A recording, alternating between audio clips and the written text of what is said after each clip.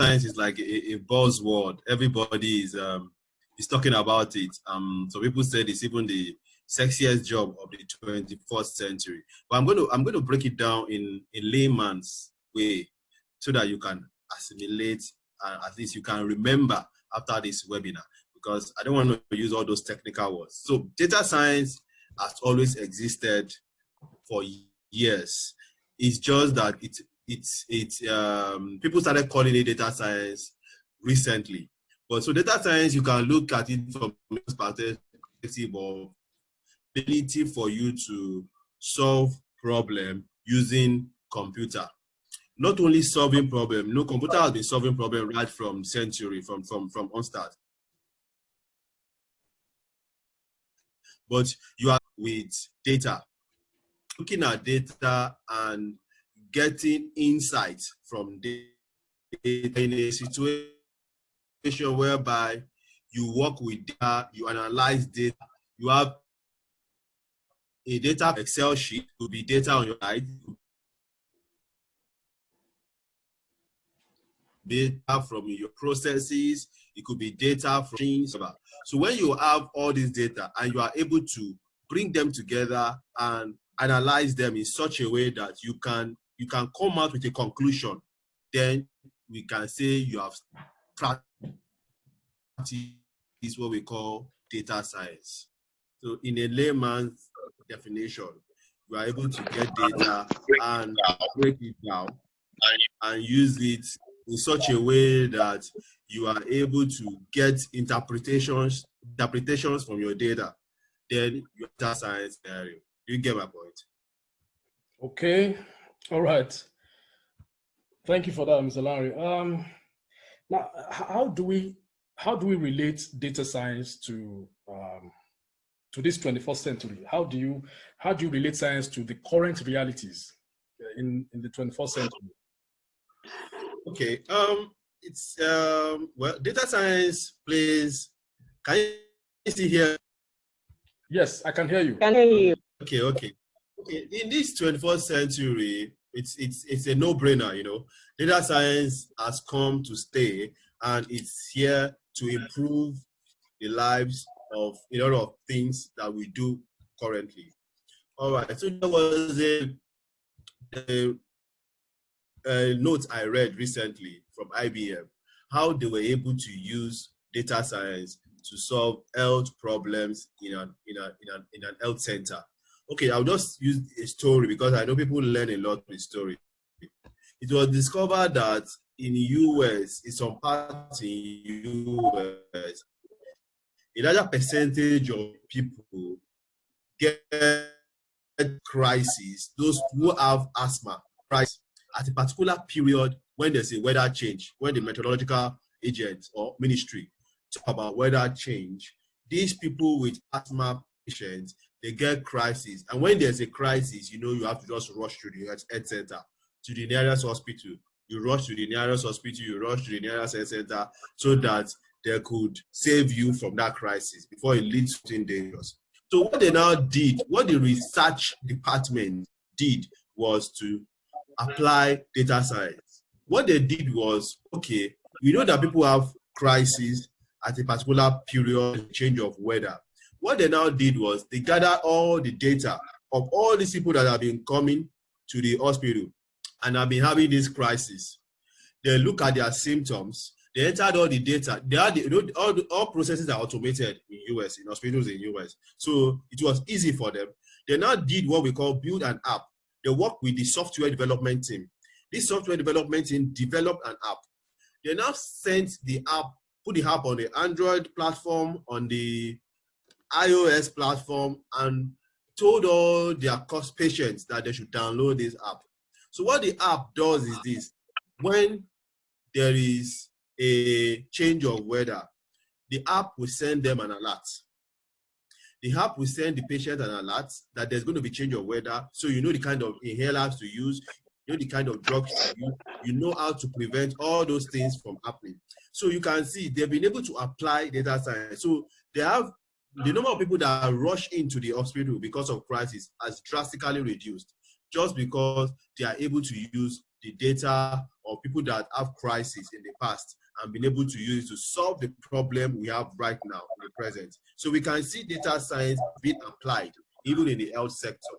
So another sector that we can apply data science, it's in the education sector. You know, we notice that educational performance in Nigeria has drastically dropped. And, you know, a lot of the time, the problem is not only from the students or the learners. The problem sometimes comes from the method of delivery, the method of assimilation, and how the teacher are able to bring about passing the knowledge to the students. So what they did was they applied data science in that regard also. Data science was implemented. They were able to see feedbacks from different categories of students, feedback from teachers, and all this feedback was put on the system. They were able to develop top-notch curriculum that could help and way of teaching. So they now discovered that the problem was not really because the students were not willing to learn, but the problem was because there was information movement from the teacher to this in a way the students could articulate was a problem. And when they were able to use data science in this regard, they were able to solve the problem in that school, and students' performance increased. And another area is in the retail sector. Any organization that does anything that has to do with customer walking in and buying your products. What was discovered was this, that, okay, there's a particular product, particular kind of customers come and buy at a particular period of the day. They had to increase the number of products at that particular period because they've been able to do their research and bring in some data science terminologies to help them discover the patterns and trends of things in that domain. Now they know what to produce, they know what not to produce, and they know the kind of customers they are targeting. So we can see data science in those three areas that I've mentioned, in the health sector, in the retail sector, and in the education sector. How data science has been able to help in that regard. Wow, thank you very much. That's insightful. That means data science is actually all-encompassing. Yes. It's all-encompassing. It is relevant in most fields, and that's really insightful. Thank you for that. Let me direct this question to Kemi. All right, I'm here. The whole world is experiencing a major pandemic now that have affected the global economy a lot. A lot of people have lost their jobs. A lot of means of livelihood have been truncated and things like that. There's a new normal now that are setting. How do you think people can transition from a state of unemployment to a state of employment? All right. Thank you very much for having me. Thank you, Southgate. Thank you, Nii. Thank you, everybody that is online. Thank you. Appreciate you. Thank you for joining. Babatunde, I can see you. Babalola, I can see you. Luashion, I can see you. All right. I think this is one question that has been recurring for a very long time, over maybe 5 or 6 months. And people keep asking the same question that, okay, how do we cope now and after the COVID-19 and pandemic? First and foremost, like Nii said, that this is the new normal. And the moment that you are not conversant with the use of technology in this age and time, then you're going to find yourself at the back. Because everything is changing. And trust me, this might be the new normal, as in the new normal. Things might not go back to what it seems to be before, that we like to have physical meetings and all that. So for those who are, yes, a lot of people have lost their jobs. A lot of people are in between jobs. A lot of people are transitioning from one job to another. And trust me, some people are still getting jobs even during this pandemic. People are still cashing out during this pandemic. Trust me. people are still making a whole lot of things during this time. So I want to first, you must find yourself in the right set with the right set of people. That is number one thing I'm going to say, that information is key. And you cannot stand aloof and say that I'm going to struggle alone. You must find yourself in the midst of people who have information. Information is it. You know, I was with some people yesterday and we were talking about some things and they were saying, Kemi, how come you know this? And I said, information is key. And you might sometimes struggle because you might feel that you are limited in some areas.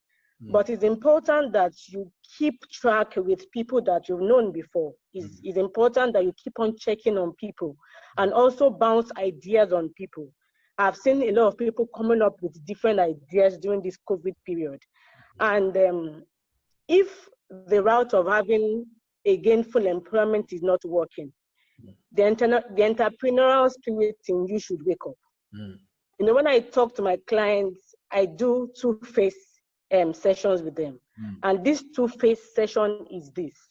Yes, it's okay to look for a job. It's okay to be gainfully employed, okay? But also there are some things you can deliver being an entrepreneur. Who says that you can't do both? Yes, we can't all be entrepreneurs. You can't all be business owners. But in this age and time, we are compelled to do other things that we've not been doing before.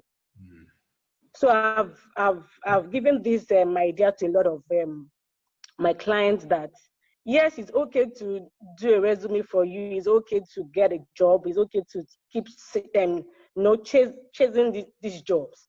But also you must look in the line of business. You must look in the line of business. People are cashing out, you know. People are doing a lot of things that some people might not even get to work anymore. Trust me, after now. They don't want to work for anybody. They feel that they are now okay to stand on their own. They feel that now I can sustain myself with what I'm doing now. So the first thing I'm going to tell anybody who is not employed now, who is still looking for something to do, you must keep yourself up to date with what is happening around you. Things are happening. You want to learn a new skill, please go ahead and do one. You know, I've seen people who have started their catering business during this COVID period. I've seen people who have, you know, who have started doing stuff. People have started making dresses for themselves, for clients, and people are still going up. People are still wearing clothes and all that. So the essential services, yes, is one of the top notch now because, you know, but also you must learn a skill. That for me is number one thing. You must learn a skill during this period. Either you want to learn how to make a dress, you want to learn how to bake, you want to learn how to sew, you know, you want to go into, so those skills that we sometimes we call them unskilled workers, they're the ones making the money, now the essential services are the ones making money. So first, I would say that you should learn a skill. Let me just stop there because I know you don't have a lot of time and we have a lot of things to say today. But first, you must learn a skill and also keep yourself in the midst of people who have information. And don't be scared to share ideas. Don't be scared to make a mistake, you know. People just feel, how do I want to go about it? I don't know anything, you know. When you share your ideas with people and you get information, that is knowledge. And people, you know, when we were growing up, people will always say that knowledge is power. Now, knowledge is superpower. Why? Because what you know is what you're going to give out to people around you. So that's it. Thank you. Wow, thanks a lot for that. In fact, you know, one of the things I said that struck me was learn a skill. Now, a lot of people, I know, I've heard of people who graduated and maybe 10 years ago, the only thing they still have is their certificate. They have not added one skill to their skill. You know, and this is going to bring me to the next question. How can people stay as a top performer in their place of work? As someone, you know, who is indispensable and highly valuable in their place of work? Okay, I would give a lot of examples, okay? And honestly, employers don't want people who can't deliver. That is number one. They don't want people who cannot deliver. They can't waste their time and their resources on an employer who is employee who is not ready to deliver. So I always tell people that ignore what people say sometimes, that they will tell you, you do, I too know. Let me use the Nigerian word, I too know. I don't see that working in the workplace. I'm telling you, because whatever you have is what you give out. And people stay as top performers in the workplace when, number one, they have the ability to communicate with people. You know, when you develop your interpersonal skills with people, it keeps you at the top. You know, you can relate with any level of employee or any employer or anybody that is, you know, actually gotten your service to work for them. And I want to encourage people to, you know, people always say that work hard. No, don't work hard, work smart. I do not believe in that slang. Honestly, you must work hard and you must work smart. Yeah. They work hand in hand. There's nothing like don't work hard. No, you must work hard and you must work smart. Your brain must be working. You know, and you cannot handle a position and people ask you questions and you cannot deliver. It's like you saying that, Kemi, okay, wake up now. When people wake me up and they ask me a question about what I'm doing, even if I'm in the deepest of oceans, I must deliver. Why? Because that is what I'm doing. So you can't say that, okay, that you work in an organization and people cannot learn from you.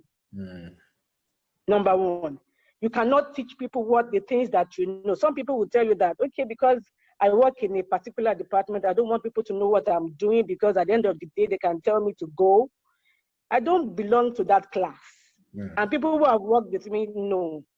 But when you handle a position and you are doing it, it's a joy that people who are around you that are working for you also understand what you are doing. Not because you want to sell your knowledge to them, but because you are glad that you can replicate what you know to other people.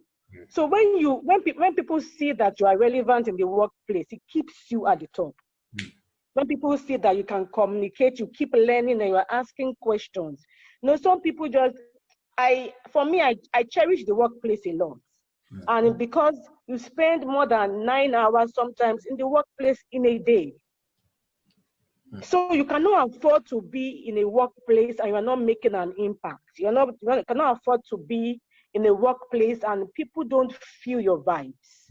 Not because you want to be popular or you want to show off. No, you want people to know what you know. You want people to understand that it takes a lot of things to be in the eyes of the employer. You know, when people call you up and they say that, okay, or they have a meeting and they have a project and they are thinking of people that they want to call. Let your name be at least, might not be number one, but they can say, okay, let's call Niyi. Niyi has something to deliver on this project. And you cannot get to that stage when you have not learned. You can't get to that stage when you have not equipped yourself. You can't get to that stage when you have not understood the things that is happening around you. So sometimes people can say that, I want to use this word, nosy. Nosy can be positive, okay? A lot of times I go to different departments to ask them, tell me about what you are doing, not because I'm in human resource.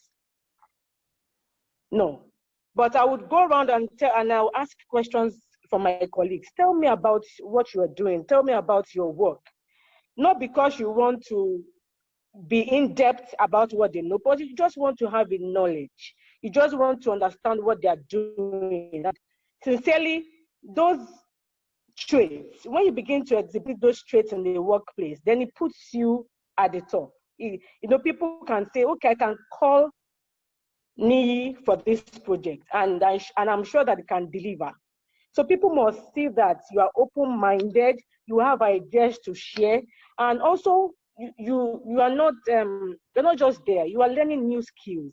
A lot of things are happening, and you are learning. And people can say that, okay, this guy is a sharp guy. You know, sometimes in an organization, and you want to do something, and you pick 4 people, deep down, you know who can deliver on that project. And that person has actually shown that they can deliver. You might help the person to, you know, at some point to tailor himself to what you need to do on that project. But you can categorically say that this person can deliver on this project. So I would rather choose Bola to do this project for me than choose Shola to do this project for me. So it's important that you have an open mind and you are productive, you know. Yes, go the extra miles, not because you just want to show off, like I said, but also when you go the extra miles, you are learning also, and it's taking you from one step to another. And that I think let me just stop there for now. Let me stop there. Well, that's a good one. Thank you very much, Kemi. Let me just do a quick recap of what you just said. I highlighted 4 things you said. To be a top performer in your workplace, you need to know how to communicate effectively with people. And you need to know how to work hard and work smart. Don't just stick to working smart, but work hard and work smart. Then you need to make your impact known by sharing your knowledge. Then also learn new skill. Let me just say a little bit on that. Learning new skill is very crucial.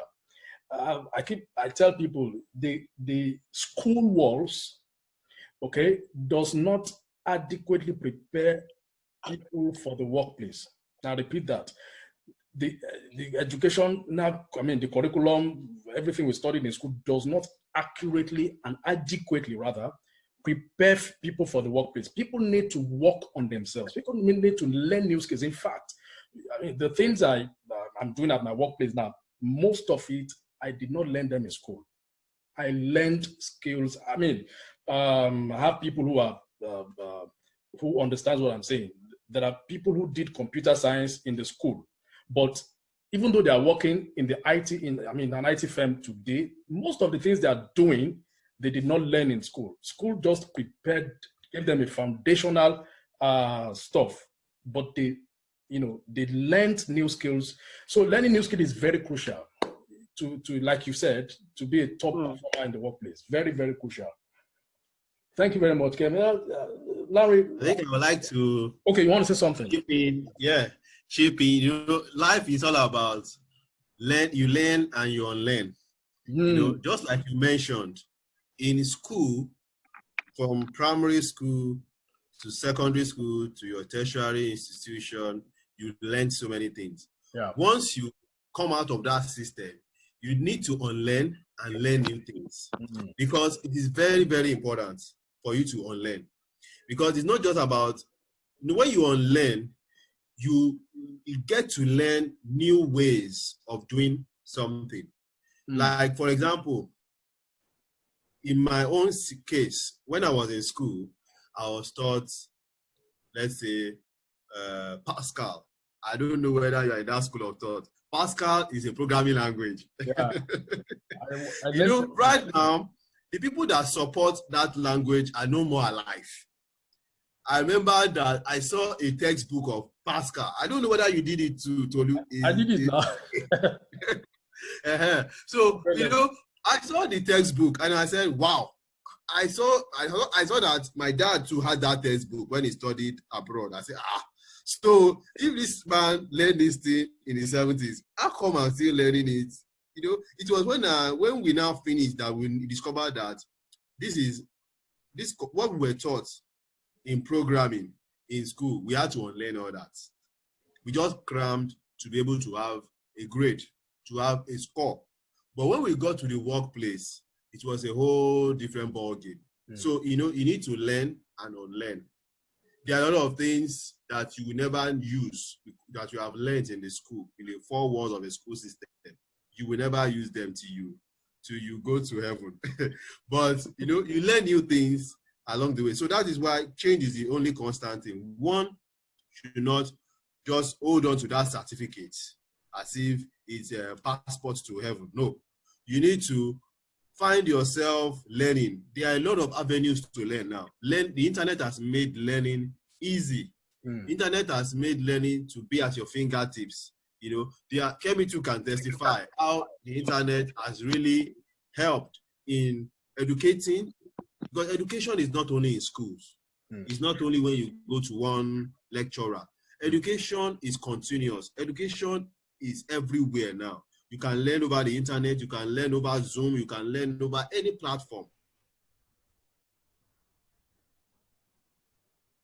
Okay, hello. Larry. Larry, can you hear me? Can't seem to hear you again. Reading content that somebody has put there. So if you are able to read content from social media, you are able to learn. You have no excuse why you should not learn. Because if you can spend time on social media, you can as well spend time in a field that you like, in a skill that you want to learn, and acquire the skill. You know, I think there's no limit to learning, and that is just what I wanted to add in to what. Okay, sorry. Sorry to cut you short. You know, let me just say a bit about our engagement on social media. Like I've always told people that I have no business on social media than to project my business. Honestly, I have no other business. Yes, I do a lot of personal things on social media, but the main aim is to project my ideas. So a lot of people waste time on social media chasing things that are not adding value to their lives. Why should I waste my data on BB Niger? What value is it adding to me? Yeah. So people just waste their time doing things that are not adding to their lives. You know, we see a lot of free trainings online, and people are not, taking advantage of this thing, and they just feel that, okay, I can't waste my data. But when you need to watch BBN, you can waste your data. So it's important that we have a focus and we know what we want to do. And you are chasing that focus with all that you have. Social media is a space, a free space, and everybody can fly. Yeah. It's like the sky. Everybody can fly. Nobody's going to disturb you. Anybody can fly. So you must ensure that you are making use of that social media that is very important to us now. That is where we can project all the things that we know and we can offer our society. Thank you. Thank you very much, Kevin. You know, the sky is big enough for all the birds to fly without them disturbing one another. That's a Yoruba proverb. You know, yeah. Well, I would like to say something also. Kevin said that doesn't have times BB in Nigeria, but those people too are promoting their business. Yeah. They are doing that content. They are promoting. So as you are promoting, that's just their own business. So they are promoting their own business too. Yeah. So it depends on what you want to learn from. It depends on what you want to. Yeah. So if they are here, they will tell you they are promoting their own business also. Very correct. Very correct. You know, but another thing I want to talk about, before I go to the next question, the era of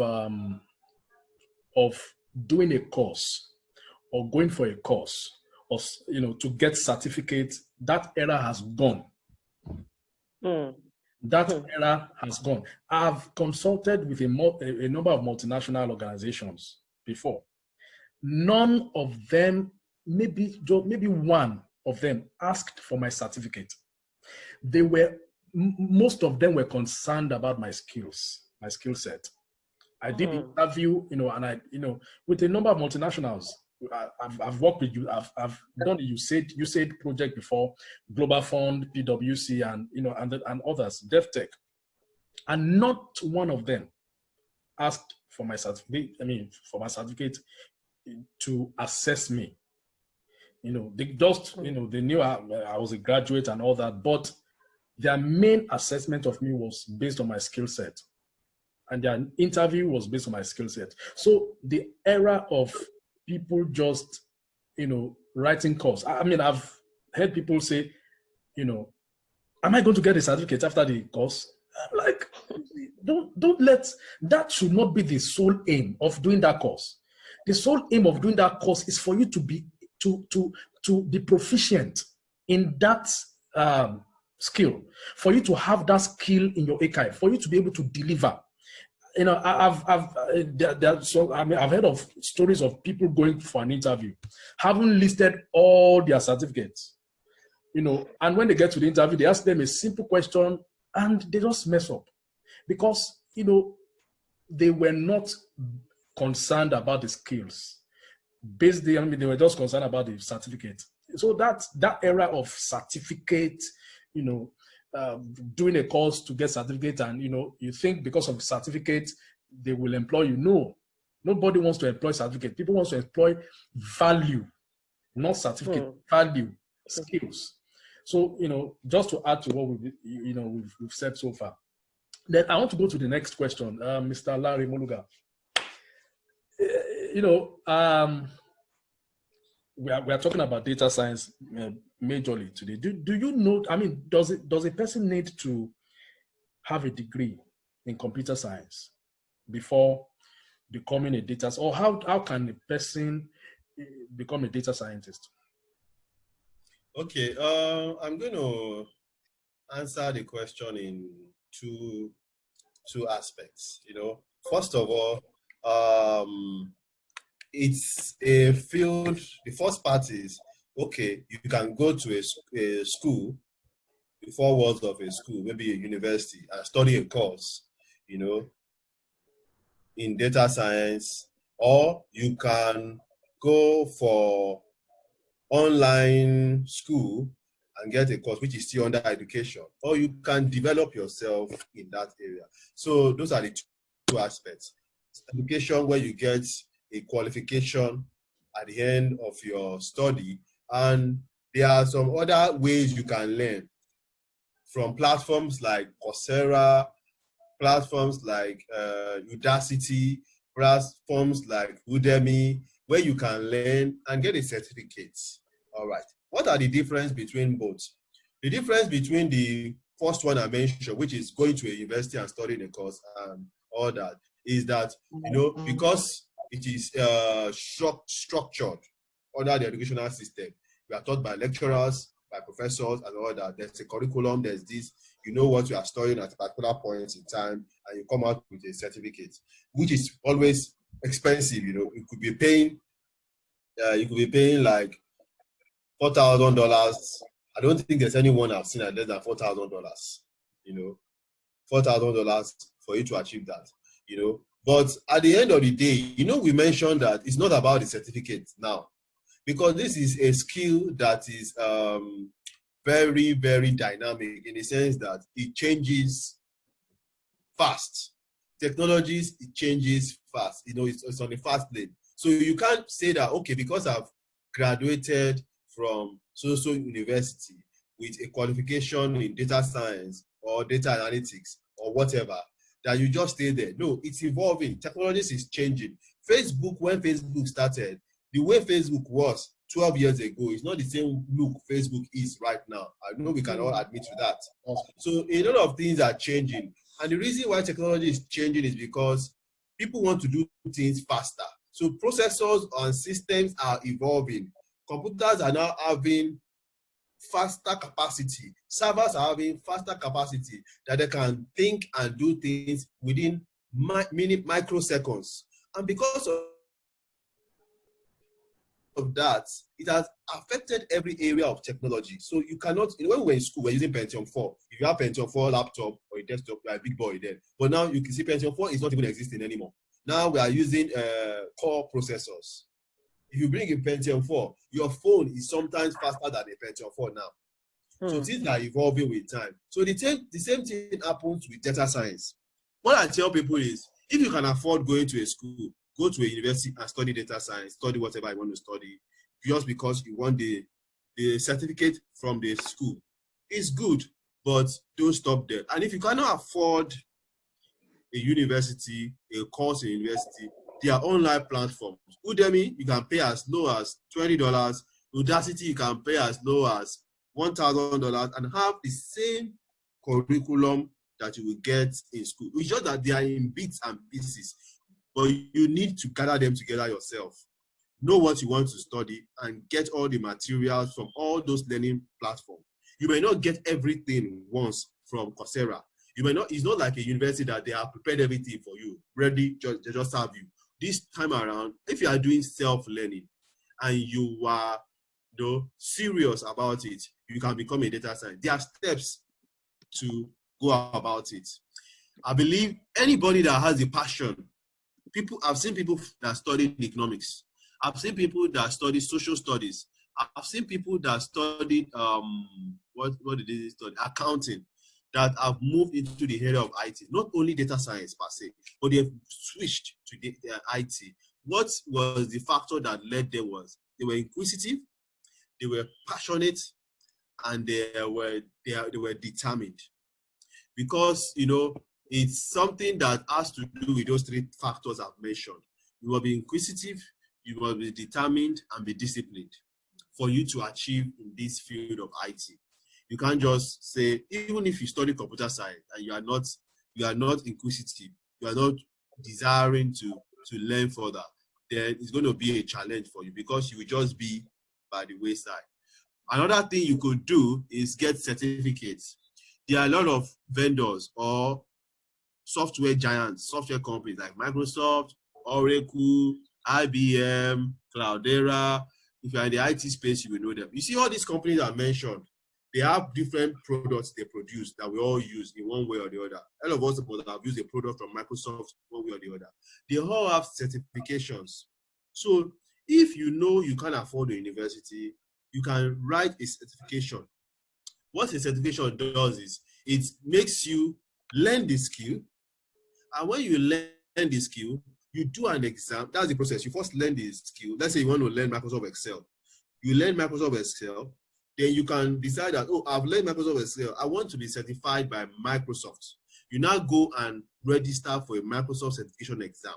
When you register for Microsoft certification exam, very, very cheap, less than $200, you get certified by Microsoft that this guy has been proved worthy of this certificate, that he can function with this our product. That is just like a stamp. They're putting a seal on you that you are knowledgeable, you have been tested, and you have been found worthy, because you must pass the exam. And before you can pass the exam, you must know how to use the software.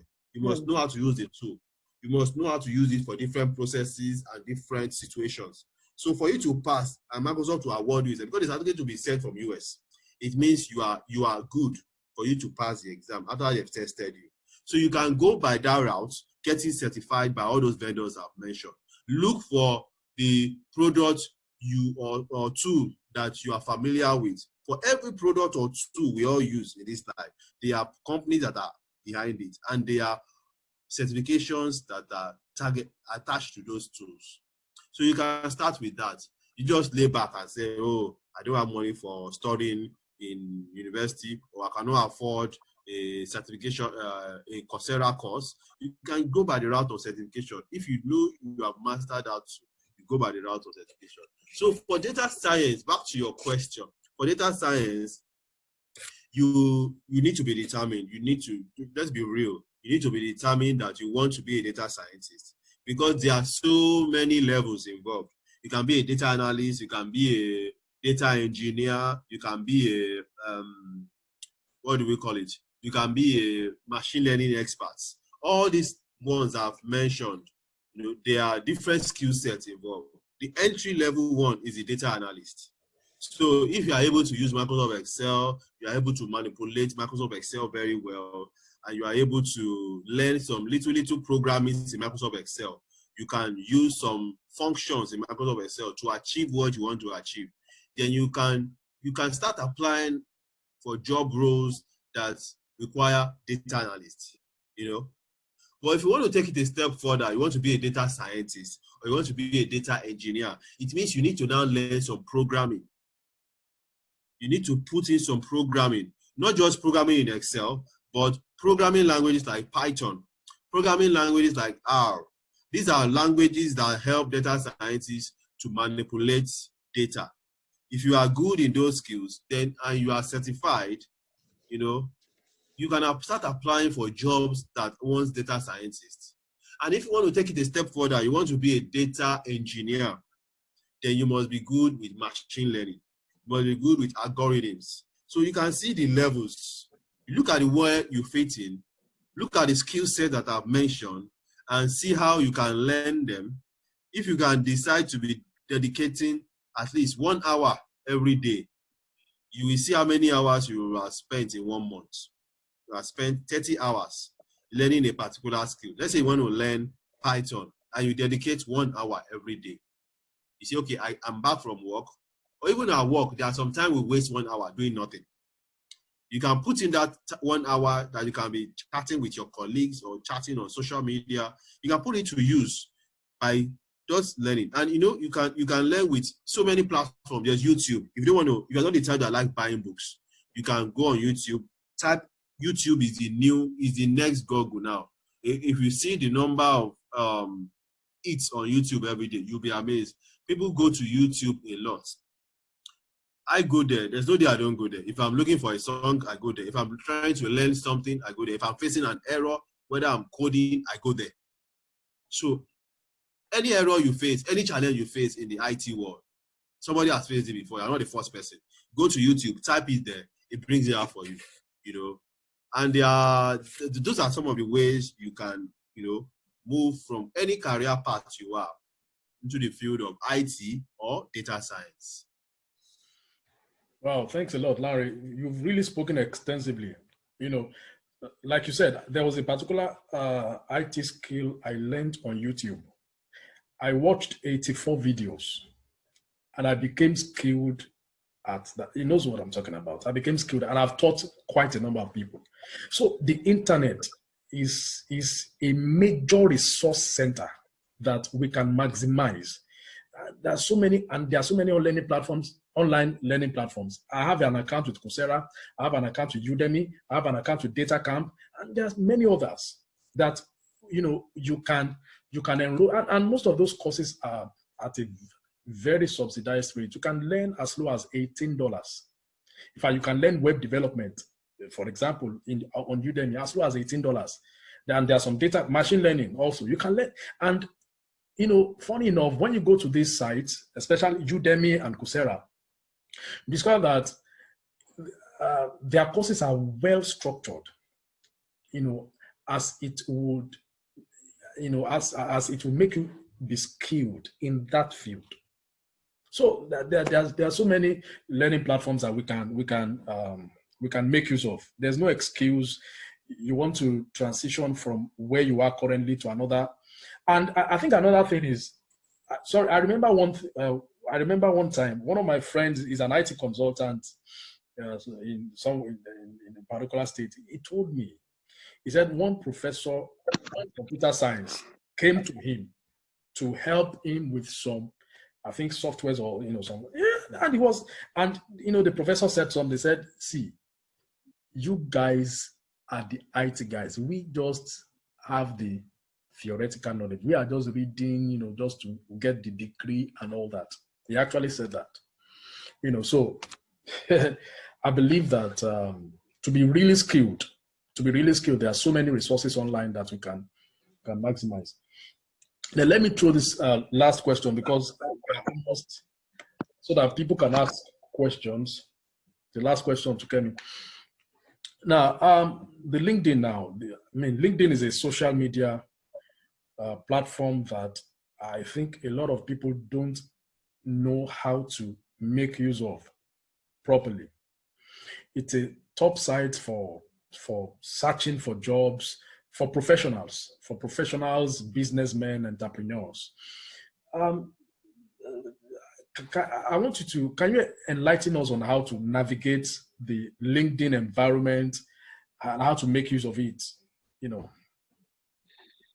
Okay. Okay, thank you. I think this is my best question so far on this segment. And the reason being that people ask me this question a lot of times. And honestly, LinkedIn is a place that you can showcase your skills. Okay? And it's in stages. And I will say that I see a lot of people just creating a page, maybe just their picture and maybe their hobbies, and that's it. And in 5-6 months, nothing is happening on that page. Okay, I'm going to give an example now. I have a client that is a business development manager, and is looking to switch jobs from the banking industry to another sector. And we got talking, and I mentioned LinkedIn, and he said, Kemi, I don't like that site. There are too many professional things happening on that site. There are blah, blah, blah, blah happening on that. He gave me 1,001 reasons why he doesn't want to be on LinkedIn. And I said, well, LinkedIn is a site that is open to all, number one, and it's a global site. Now, you want an employer to employ you. Honestly, if I want to employ anyone now, or maybe in the past, I go on your LinkedIn page. Honestly, I look at your page and I want to see what you're doing. You claim to be a business development manager. I'm not seeing any activity on business development on your page. Your page is just blank. Your name, even some people don't even have pictures on their LinkedIn page. Some people put nonsense pictures on their page. When I say nonsense pictures, I mean unprofessional pictures. You know, the LinkedIn page is there to showcase you in 5-10 seconds. You know, when I go on your LinkedIn page, I view like 5-10 seconds, and I say, okay, this person has activity on his page. He knows what he's doing. Now, that page is going to avail you of different opportunities. Now, LinkedIn will give you opportunity to meet people in your field, number one. You begin to connect with people in your field. You can join groups, you know, network with people in your area of expertise. Now, when you are not doing all that, so how do you want a potential employer to see you? Or how can somebody refer you for a job? I've referred a lot of people for jobs LinkedIn. And it's a site I go every day. I mean, every day, that is one major go every day. I follow people who are way higher than me in human resource. I look at what they are sharing. I give a comment. Now, for you to give a comment to what somebody is sharing, that means you have an idea of what that person is talking about. So it's important that our LinkedIn page is active. People want to see what you are delivering. They want to see what you are bringing out. They want to see what you can offer your world. Now, you can't go on my LinkedIn page and you're not seeing what I'm doing. It's not possible. So now you're a human resource practitioner, you're a data scientist. What are the things that you are telling people about data? You don't need to write a long article. You don't need to write 10 pages. 5-10 lines is fine. You know, let people know what you're doing. Let people know that you are current. Let people see that, okay, this person is active on this site and this person knows what he or she is doing. And a lot of employers would even go on your LinkedIn before they ask for your resume, because your resume should be on your LinkedIn. That is where your resume, that is where your whole life, your whole career life is. And I see even business people too are coming on LinkedIn now.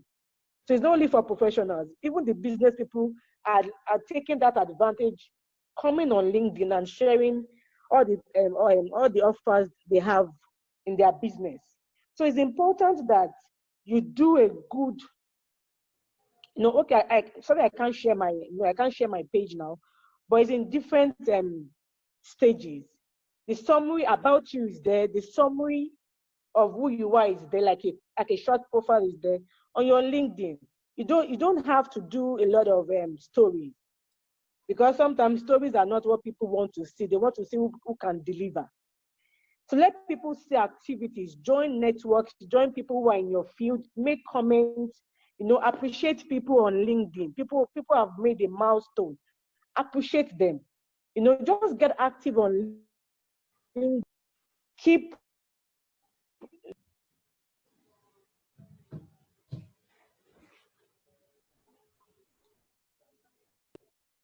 So LinkedIn has it's called the LinkedIn Learning Center. So now you have lots of opportunities. I can say people have lots of opportunities to equip themselves and not just sit down and feel that everything that you have, that you want, will come to your laps. It won't. You need to go after it and chase it. And there's something I always tell people: you need to be tenacious. You need to be tenacious. You know, you are looking for something. There's something you're looking for. I spoke with one of my clients that wanted to work with them in United Nations. And trust me, that is the eye hope for her, because she went on LinkedIn, she joined all the related groups and network that United Nations. Why? Because she's that day I work with this organization. And I know that when she changes and she meets the right set of people, might not be now, but in the nearest future, she's going to land herself in that place. So people need to be tenacious. You need to know what you're doing. You need to be up and doing.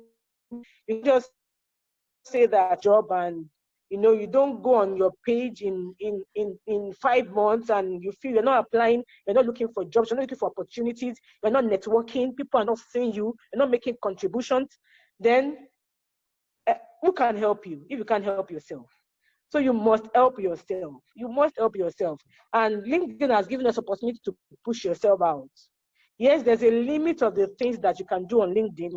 There are some pictures that are not allowed, there are some videos that are not allowed, which is okay, but start from somewhere. Do a good LinkedIn page, a professional page. Let people know that you are into. I've got a lot of clients through LinkedIn. Trust me. Almost all my international clients that I have today went to my LinkedIn page. And I've got a lot of referrals from there. So we must push our people know what you're doing. Don't just do a LinkedIn page, drop one job you've not updated in the last month, and nothing happening there. You must be active on LinkedIn. Let people see what you're doing. And there are lots of job opportunities in LinkedIn. I could remember before I moved to the US, I went on LinkedIn one day and someone just chatted me up and said, Kemi, I've seen your profile and I think there's a new company coming to Nigeria, blah, blah, blah. And I feel that you can, and the person doesn't know me from Adam. The person just wanted to judge through my LinkedIn page. So the person called me up and said, I saw your LinkedIn profile and I feel you are good for the job. Can we have a chat? The only reason why I didn't take that job was because I was leaving Nigeria to the US. Because I had my offer letter waiting for me. So at the end of the day, if I didn't avail myself that opportunity to be on LinkedIn, nobody's going to see me. So we must avail ourselves of the opportunities that we have. LinkedIn is there, YouTube is there, different social media platforms, because I see LinkedIn as a social media platform too, but in the professional sense. So we must ensure that we are using these platforms to project what we have and what we can do. Thank you. All right, thank you very much, Kemi. That was really extensive, comprehensive too. Thank you so much. Does anyone have questions? Does anyone have any question? If you have any question, just can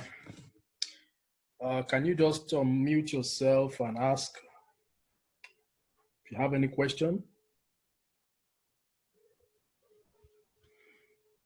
Babalola Oguni, are you there? Can you hear me? Babatunde. Okay. Babatunde Badijo Leke. Akinwumi. Oluwaseun. Aborishade. And Sunday, you just joined us. But this session is recorded anyway, so you can still watch the video later. Does anyone have any question? Any question before we round off? I think they can type their question in the chat box. Type your question. Babatunde wants to say something. It's been a wonderful session. Oh, my Oga is here. That's my Oga. Thank you, sir. Well, for my Oga, I'm on my own now. It's good to see your face. And Yes. it's good to say that you are doing fine. And well done on the HR Springboard concept. Thank you, sir. I sent you a message on LinkedIn sometimes last week or so. You are yet to respond. Anyway, the session is very good, and I've been in one or two from your presentation and also from Olani Moluga. Thank you, sir. Data science, as I hope to develop my skills on HR analytics, and which is a subset of data analytics or data science. So it's been a wonderful session. That's what I have to say. Thank you very much. Thank you very much, sir. Thank you so much. Thank you so much. Thank you for that feedback. Okay. So any other person wants to say something? Any other question? Hello, this is Babalola. I just wanted to thank you guys for the great session. It was great logging in to listen to this. I do appreciate your knowledge on this. Very much. It's always good to hear something new. I mean, I just got off a meeting and I said, you know, I saw it on Kemi's profile, and I said, you know, it's always good to listen to knowledge from other people too. I'm a project manager, and it's, you know, you always learn one or two things. And that's part of being, from one of my professors saying that being E-shaped skilled. So yeah, you just can't be one thing. Like right now at work, Power BI is a big thing now to analyze data, to actually find more information from, you know, I mean, conclusive information from data. So it's something I have to learn. And you can't tell them in meetings that you don't know it. You have to go back to your desk and really dig into it and learn one or two skills that would help you be able to show your business owners, okay, this is what this is doing, and this is what that is doing, and this is how we're going to use this. So thank you so much, and I hope to listen more on discussions like this. Thank you. Thank you. Thank you very much, Babalola. That's a great one. Yes. Hi. Hello. Hello, Mr. Leke. Hello, we can hear you. Yes. Nice to see your faces, actually. All right. Yeah, I've been listening to this session. It's really good, and I'm a project planner. And recently at my workplace, they've been talking about data this, data that. So I just want to dig my head into like Power BI and things like that they're doing now. So, and it's really, really interesting to just spread my tentacles and know exactly how the data is manipulated using all the software they've got, actually. So I just don't want to be a project planner and not just know exactly what they're saying in the data world. Okay, that's a good one, Leke. Thank you. Thank you for that. Larry, can you give a summary of what we do at Southgate DataNet? Okay, Southgate DataNet is a technology company in Lagos, Ikoyi. We basically help to improve technology in organization. What do I mean? We improve technology in organization. It's either we have to automate processes, we have to bring in technology to solve problems and processes that are not automated already, and we improve a process with a better process. You know, there's no bad process. It's just that there's an improved process. So if you are going through a long route to get to your destination, we take it to a short route until you achieve the same goal. And we use a lot of tools. Because it's a technology company, we focus on the analytic aspects, programming aspects, software development, web development. But our core is the data analytics aspect. So when we talk about the data analytics aspect, we help your organization to deploy services like business intelligence on an enterprise system, enterprise and cloud. We help your organization to deploy standalone analytics systems, and we also help to deploy enterprise solutions. And if you are into big data also, we can also consult for you in big data solutions. And another leg of what we do is training. We are very strong on training. We train both government, private, and individuals and groups. We train on anything that has to do with data analytics, data science, and some of the tools we train are Oracle Business Intelligence, Python for data analysis, R, then Tableau for visualization, Power BI, Quillic, and a whole lot of other tools. And we also train on the basic tools, which can be used for data science also, like Excel. Microsoft Excel is very powerful. Microsoft Excel can be used for data analysis and is a very robust application. So we do that also. And we also partner with HR Springboard. So we don't just give you the skill, we also get you into the workplace. I think Kelvin will talk on that aspect. Okay. All right. Okay. Thank you, Niv, for the opportunity. I'm so grateful. When he reached out to me, I was wondering, okay, this is a huge one, and our target audience is actually those who have finished from school, those corpers who do not have, some don't even know what they want to do. They just feel that, okay, I'm done with school, and what is the next step?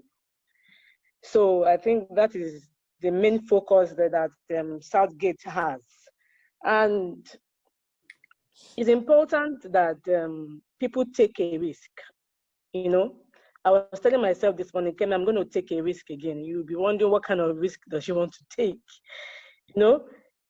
Every step of the way is important that you look at things ahead of you and you feel that you can't do it, but you are willing to take a risk and to say that, okay, like for me, data analytics is something that is very huge. I keep running from all the trainings that I've been to because it looks very technical to me. I keep running or I keep missing out and all that. But I told myself some few days ago that, Kemi, if you actually need to learn how to use, how to be an HR analyst, then you must learn data analysis, because that is where the world is going to. People are done with paperwork. People are done with theories. They want to see practical. They want to see evidences of the things that you're doing. So I must be able to at least interpret at least a little bit of this data and all that. So it's important we take a risk. And I know that it could be challenging for you. It could be strenuous. But at the end of the day, you are not where you used to be. You have added to yourself. And from there, you can keep on learning and unlearning, and relearning and all that. So it's important that we take a risk. Take that risk. You make mistakes, you fall down, but you rise up again and you dust yourself and you say, okay, I can do this. And you give it a shot. And I know that when we take those steps in our career and life, we would thank ourselves and we thank God for it, that, okay, thank God I took this step because this is where I am now and I'm happy I am where I am. So let me just stop there. All right. Thank you very much. Now, let me just let me share my screen with you so that we can see a breakdown of our courses.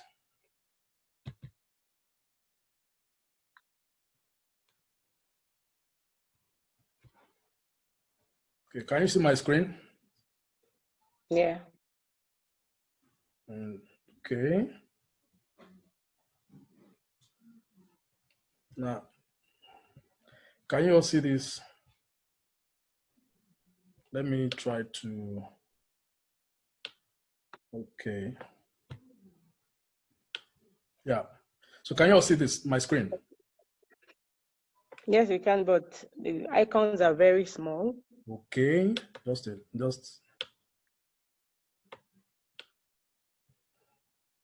is it better now? I'm just going to zoom it. Okay. Is it better now? No, still small. Small? Really? Okay.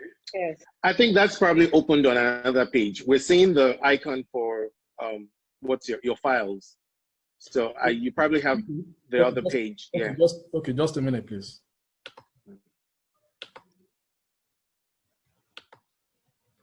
Can you see this? No, it's just showing your files. It's showing a Southgate video folder, the content of Southgate video folder. Really? Okay, just. Yeah. You need to show if you have clicked it, you need to open that file you have clicked. Okay. Just a minute, please.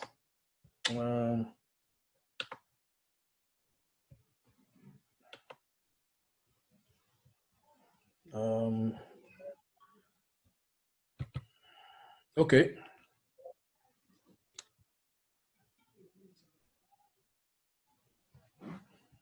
Yeah, it's showing now. Yes. Yes, it's showing now. Can you see it now? Okay. Yes. Okay. So just look through it and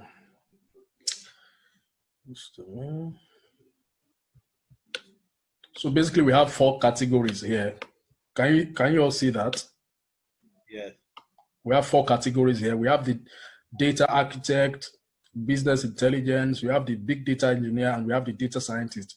And you see all the courses associated with each one of them. You can all see, right? Yes. Yes. Okay. So how can I send this? Let me see. Or can you take a screenshot of it? It's actually going to be on. Some of them are cut. It's not showing everything. Oh, really? You can't see you can see the sign up. The bottom and the logo is cut. Okay. Can you see the bottom? Yes. Okay. But the top is cut off. Yeah. Can you see everything now? Yeah, everything now. Yeah. Okay. So this is going to be on our Facebook page at SGDataNet. And you can also do a screenshot of this. You can do a screenshot of this or take a snapshot like that. So. So basically, these are some of the courses we offer and they are progressive. But if you have some skill set already, you don't need to start from category 1. This was because of the NYSC that were rolling out. So these were some of the things we decided to start with them. We rolled them out from being a data architect to even know what data is, know about database, know about modeling a database, about the syntax you use, the SQL, about Microsoft Excel. You'll be shocked. A lot of corpers don't even know what Microsoft Excel is because they don't teach them that in school. So the category 1 is for newbies. For newbies, they are just taking a step to enter into the data world. Then if you want to progress, you move to another category. Now, the other categories from 2 to 4 are optional. It will now depend on the area you want to specialize in. But the foundation for everybody is being data architect. Know about data. Know about what data is all about. Just like a person building an architect building a house. They know about the foundation. Anything you are telling them, every other thing you see is the beauty. But they know about the data, then you can pick a category you want to specialize in. You can either specialize as a business intelligence expert, a data scientist, a data engineer. And each of them comes with various tools you learn. I think I've been able to explain. I think somebody is asking a question. Okay. Okay.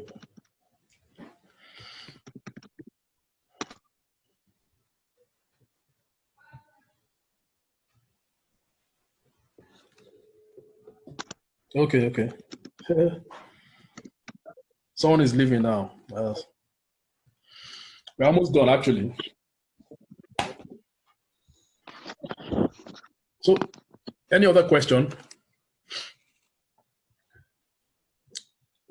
Any other question?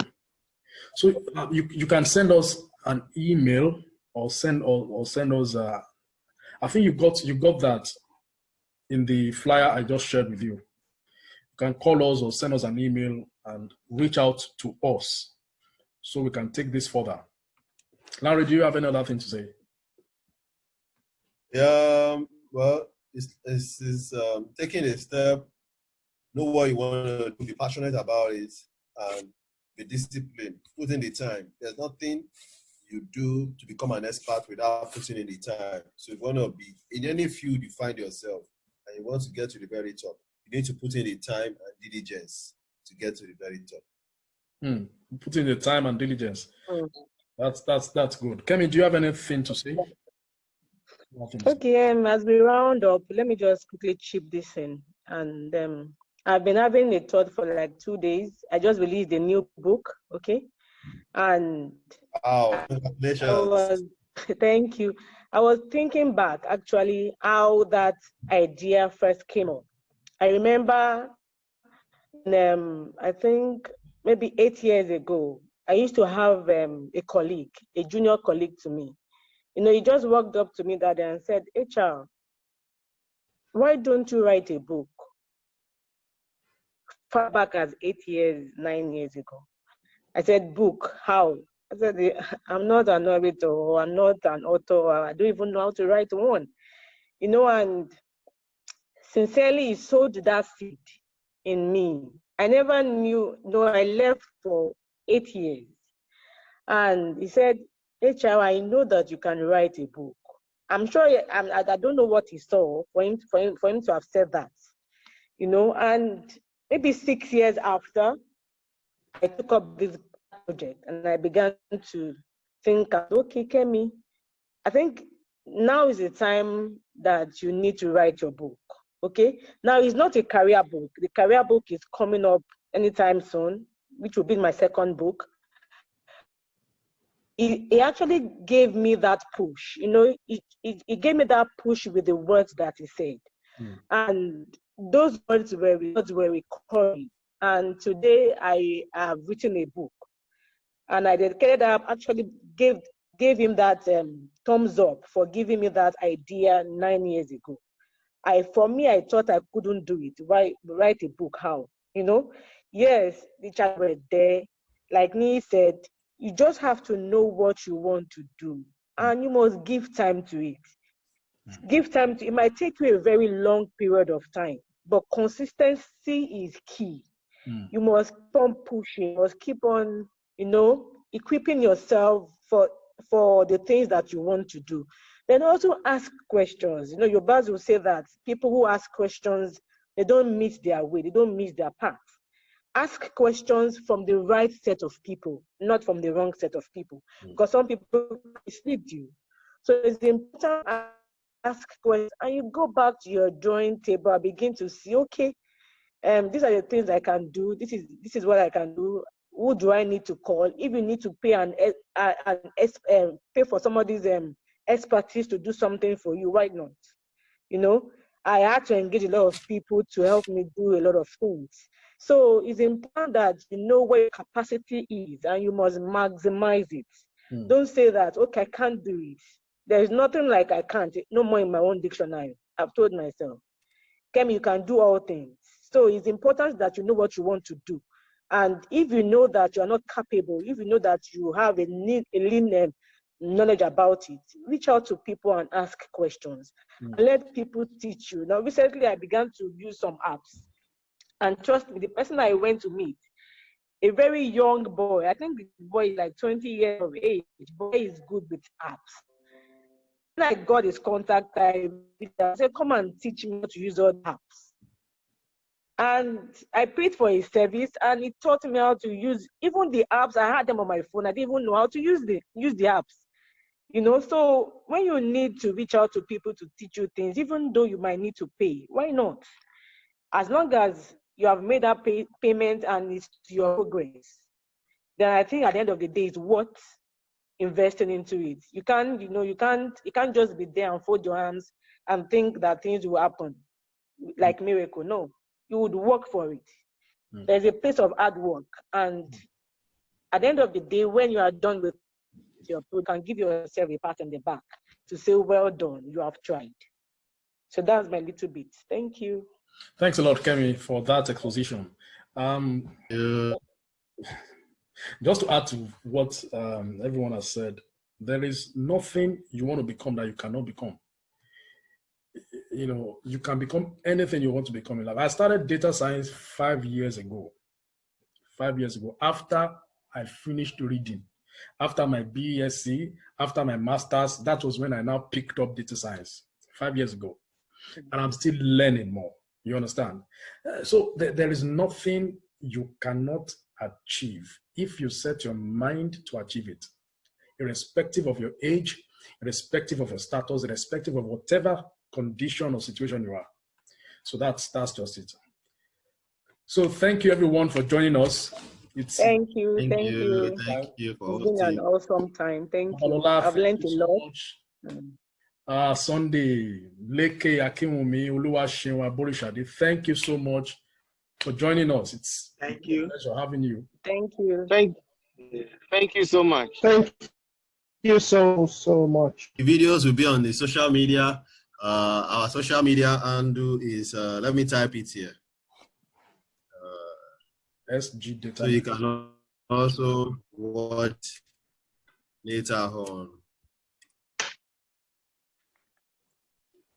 And our website is. So we have more of this coming up. As time goes on, intermittently we'll be having discussions like this and encourage ourselves to keep on.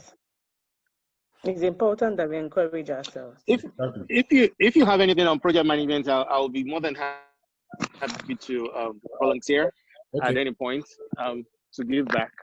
Just let me know. Kemi and I have known each other for years. We went to high school together, so you can get my information from her. Sorry, I couldn't show my face. I've been working from home for months and I've not shaved. So. I wasn't not shaved. So I understand it, yeah. Thank you. All right. Thank you so much. Thank you, everyone. Thanks, everyone. Thank you. All right. Thank you. It's been a nice session. Thank you so much. Yes. Thank you for having me on board. Thank you. All right. Take care. Yeah. Bye. Bye. Bye.